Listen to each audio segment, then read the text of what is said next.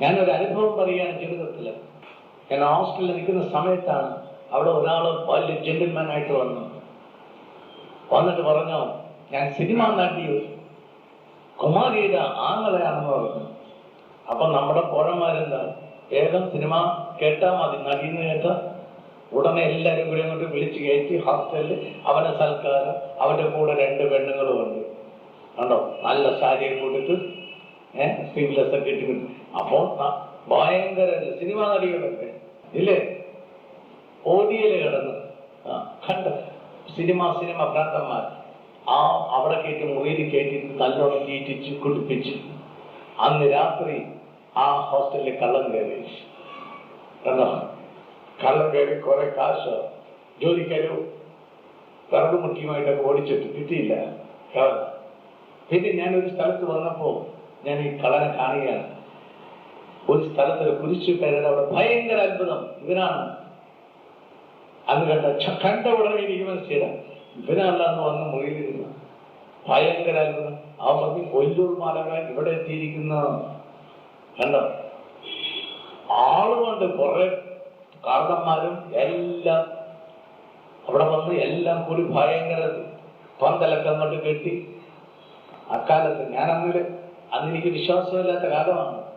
ഇതെല്ലാം കണ്ടു കഴിഞ്ഞപ്പോഴത്തേക്കും നമ്മുടെ വിശ്വാസം വർദ്ധിക്കുമോ കുറയുമോ? എല്ലാം പോകും കേട്ടോ. ആ മരത്ത് യക്ഷി കയറിയിരിക്കുന്ന 2 യക്ഷിയുടെ കൂടെ ഉണ്ട് കണ്ടോ. അവിടെ പല കളവും നടത്തിയാണ് ആ സമയത്ത്.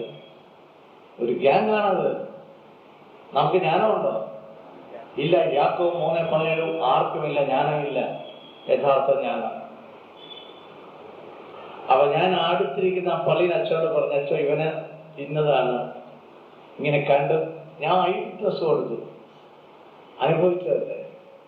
ആ കാലത്ത് അച്ഛൻ അങ്ങനെ ഒരു ലെറ്റർ എന്റെ വിറ്റ്നസ് വെച്ചിട്ട് പുള്ളി അങ്ങ് ബിഷപ്പിനോ വല്ലതൊക്കെ എഴുതി കാണും.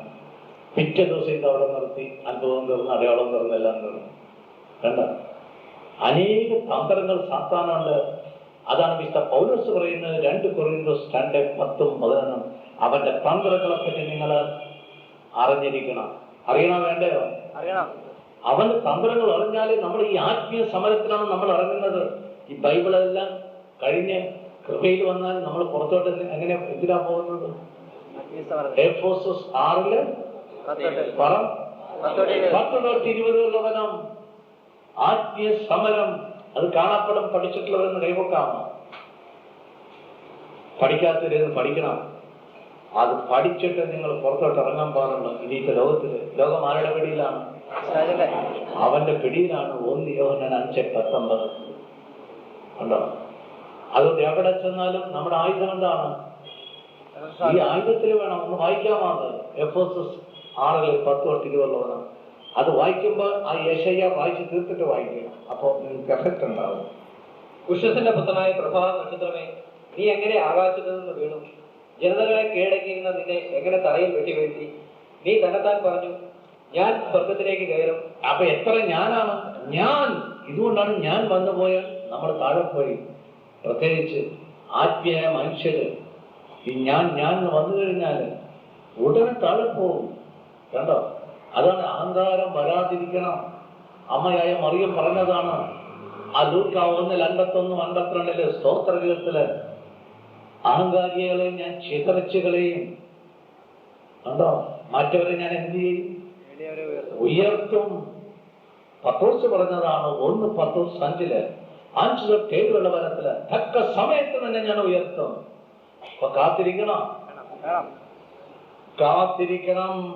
യെശയ്യാ 30:15-18 ഞാൻ 2 ദിവസം മുമ്പ് ഊട്ടി പോയിരുന്നു, ഒരു പ്രാർത്ഥന സ്ഥലത്ത്. എന്റെ കൂടെ വന്നിട്ട് പറഞ്ഞ് കുതിരപ്പുറത്ത് കയറണമെന്ന് ചോദിച്ചു. കുതിരപ്പുറത്ത് കയറിയിട്ടില്ലേ? ആരെയൊക്കെ കയറിയിട്ടുണ്ടോ? ഇല്ലേ? ഓടിച്ചു നോക്കിയിട്ടുണ്ടോ? ഒന്ന് ഓടിച്ചു നോക്കി കുതിരപ്പുറത്ത് കയറിയിട്ട് ആദ്യം തന്നെ എന്ത് വരും? തലയിൽ ഒരു താഴെ പോരും. ഇപ്പോഴത്തെ സകല പ്രവാചകന്മാരും അതാണ്. ഈ കുതിരപ്പുറത്ത് കയറ്റമാണ്. ആരെങ്കിലും സ്വസ്ഥതയായിട്ടിരിക്കുമോ? ആശ്രയമായിട്ട് ഈശോയുടെ കുരിശെ കെട്ടിപ്പിടിച്ചിരിക്കുമോ?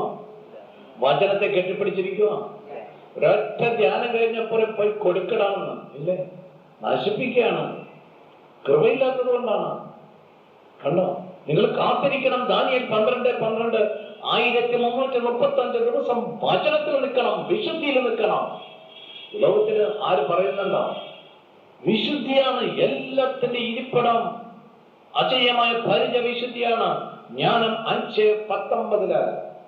അതാണ് ലേവ്യർ 10:10. വിശുദ്ധി അശുദ്ധിയും തമ്മിൽ അറിയണമെങ്കിൽ വിശുദ്ധി വേണം. വിശുദ്ധി ഇല്ലാതെ ഒരു കൃപകളും കിട്ടില്ല. എളിമ വരുമ്പോഴാണ് വിശുദ്ധി വരുന്നത്. ഇസയ്ക്കൽ പ്രവാചകൻ 44:23-24 വാക്യത്തില്, ലേവ്യർ 11:44. ഈ വിശുദ്ധിയാണ് എല്ലാത്തിന്റെ പരിച.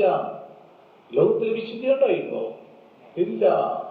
അതിനെല്ലാം തള്ളിക്കളഞ്ഞിട്ട് പോയിരിക്കുകയാണ്. വചനം വരുമ്പോഴാണ് വിശുദ്ധി വരുന്നത്. യോഹന്നാൻ 15:2-3 നമ്മളെ വെട്ടി വെട്ടി വെട്ടി ഒരിക്കും. അതുകൊണ്ടാണ് വിശുദ്ധ പൗലോസ് പറയുന്നത് 2 തിമോത്തി 3:12 വാക്യത്തില്, യേശു ക്രിസ്തുവുമായി ഐക്യപ്പെട്ട് വിശുദ്ധ ജീവിതം നയിക്കപ്പെടണോ?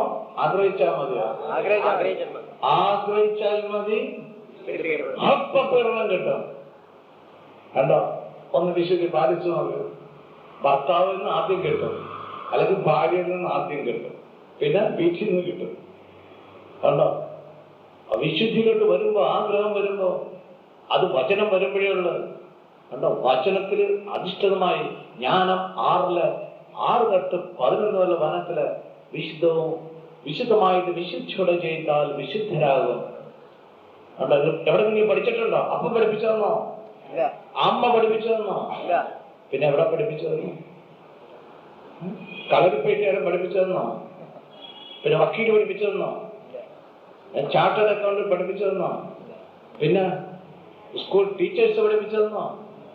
എവിടെ? ആത്മീയഗുരു.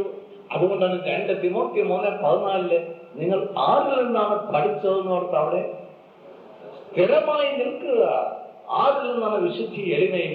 അതിനാണ് ആത്മീയ ഗുരുക്കള ദൈവം തരുന്നത്. 1 കൊരിന്ത്യർ 4:14-17 നിങ്ങൾക്കെല്ലാം ആത്മീയ ഗുരുക്കളുണ്ടാകണം. അതുകൊണ്ടാണ് ഈ വിശുദ്ധിയെ പറ്റിയെല്ലാം പഠിക്കേണ്ടത്.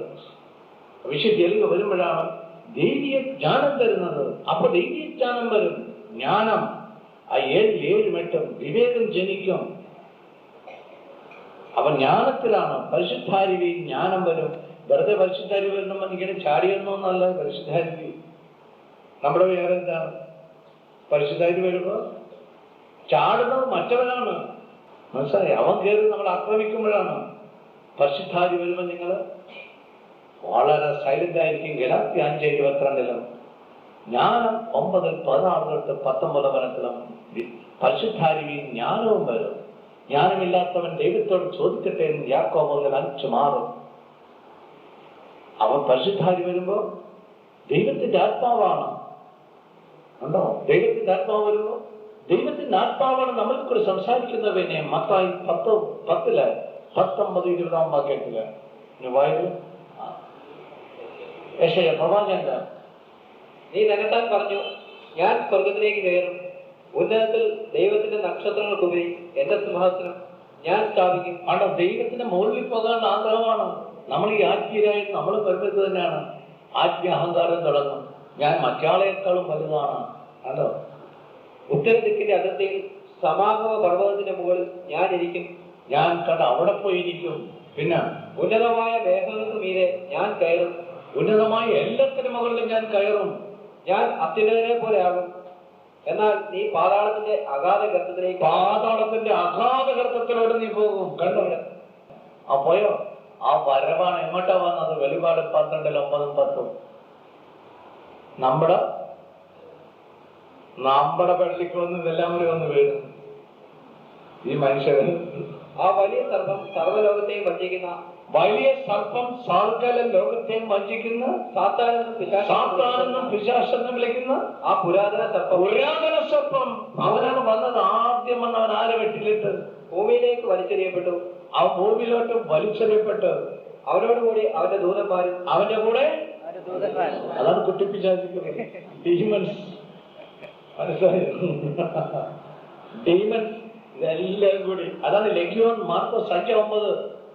കൃപയില്ലാത്തവർക്ക് ഇതൊന്നും അറിയാൻ സാധിക്കുമോ? കണ്ടോ? അതാണ് കൃപയിൽ വരുമ്പോഴേ എല്ലാം കൃപയിൽ കൂടി അറിയാൻ സാധിക്കുമല്ലോ.